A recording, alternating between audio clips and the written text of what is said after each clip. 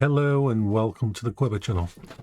I am Jason, your host, and this is part of the series of mental health videos on my own personal experience. Let's talk about grief. Grief is different for everyone. Grief is like something is torn out of you, a hole. You can grieve everything from a pet to a person to a place. You can grieve a favourite food. Most of the time, our grief is so low-key with the other things that we don't even notice it. I always say that I'm in mourning for Campbell's meatballs because being autistic, I ate the same thing every single day for like 10 years of my life, and then they sold the recipe to another company, Frey Bentos, and it went away. I was in mourning for Campbell's meatballs. I've lost many dogs that I loved dearly, and they were part of the family. My father and my mother. I've dealt with a lot of grief. Grief, people say there's a 5-step plan or a 6-step plan or a 10-step, and there's always these booklets, but it's bullshit. It is bullshit. Most of these people who write these books have never experienced true grief, especially when it relates to true love and true care. Remember, there is such a thing as dying of a broken heart. I was in danger of that when Paula died. They were very worried. There were signs that my body was actually shutting down after she died. You can die of grief, of loss, in extreme occasions. You see it sometimes, old people who've been together for 30, 40, 50 years, who have been the love of each other's life. One of them dies and then the other one passes away a week later or 2 weeks later. It can happen.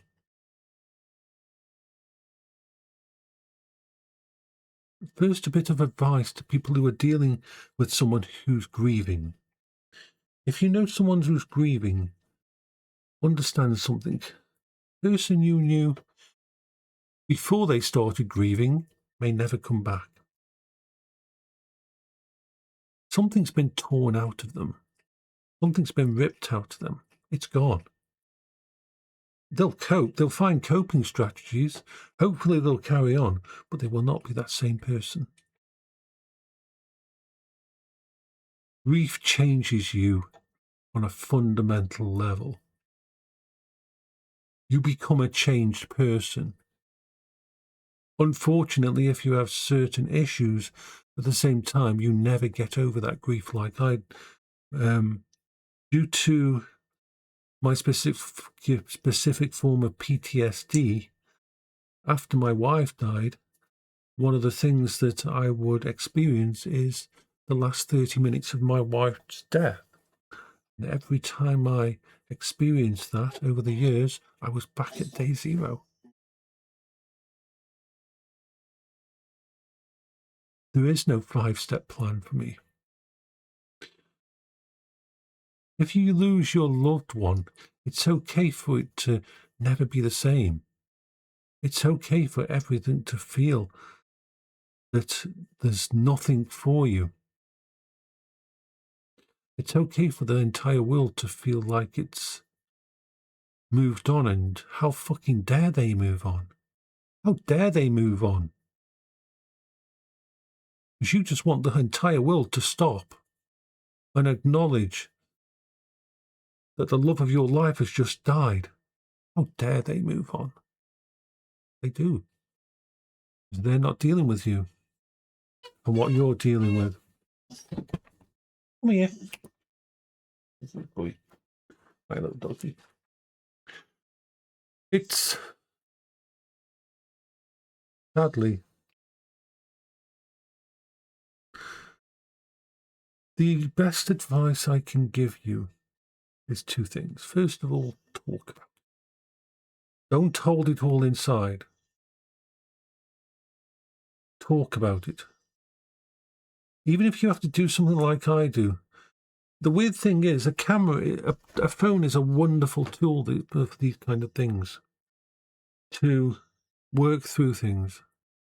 I don't mean you have to post it online, but you can press the record button on your camera. You can set it up in front of you in your bedroom, in your private space, and you can shout at it, you can rant at it, you can yell at it, you can create a recording of how unfair the fucking universe is.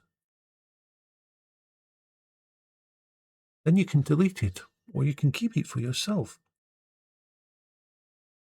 That's the first bit of advice. Don't keep it all inside.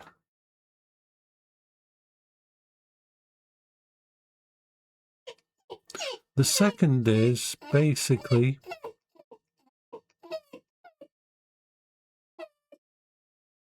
my dog is squeaking. The second is that give me a sec. The second bit of advice is this.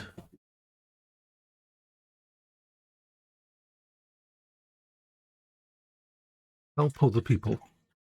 You won't want to, but one of the things that helped me was I went through over a year and a half convinced that I would never smile, that I would never laugh, that I would never enjoy anything for myself. The love of my life was gone. What was the point of anything? And so I was given some advice. Help out. Help out at a soup kitchen. Help out your friends. Be there for your friends. Your friends who are dealing with silly little problems in their life. Because you can't fix your problem. Your problem's pretty much unfixable in the moment. But being there for your friends, being there for the people, solving these little silly problems that they're dealing with, or big problems, or relationship problems, or just being there for them to talk to, or listening to them rant about how the bus was 5 minutes late. It can actually help over time. It's weird, but it does help.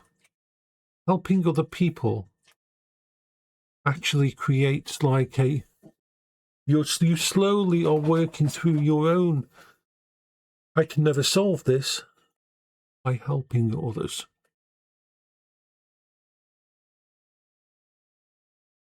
So that does help. But yeah. If you know someone who is dealing with grief, first of all, you should be mourning too, because the person you used to know is probably gone forever. The new person that you will have to get used to will have different values, different needs, will probably be more serious or just a little bit more hollow. But you can actually be there for them and accept the new them. Give me a second, I want to try and find something. And here is an explanation that I read a long time ago. The death of a spouse or partner is different than other losses, in the sense that it literally changes every single thing about your world. Going forward, when your spouse dies, the way you eat changes, the way you watch TV changes, your friend circle changes, your family dynamic changes, your financial status changes, your job situation changes. It affects your self-worth, your self-esteem, your confidence, your rhythms, the way you breathe, your mentality, your brain function. There's actually a term called widow brain. Your physical body, your hobbies, your interests, your sense of security, your sense of humour, your sense of womanhood or manhood. Every single thing changes.